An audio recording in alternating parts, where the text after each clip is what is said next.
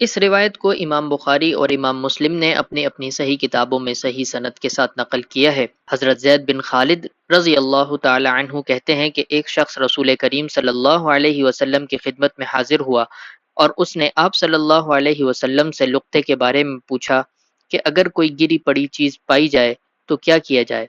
آپ صلی اللہ علیہ وسلم نے کہا کہ پہلے تو اس کا ظریف پہچانے، یعنی اس کی تھیلی وغیرہ کو پہچان لے کہ وہ کسی کپڑے یا چمڑے کے تھیلے وغیرہ میں ہے، تو اس کی شناخت رکھے اور اس کے سر بند کو بھی پہچانے۔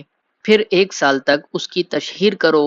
1 سال کی مدت میں اگر اس کا مالک آ جائے تو وہ چیز اس کے حوالے کر دو، اور اگر وہ نہ آئے تو پھر اسے اپنے استعمال میں لے آؤ۔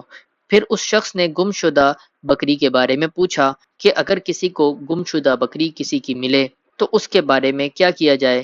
آپ صلی اللہ علیہ وسلم نے فرمایا کہ وہ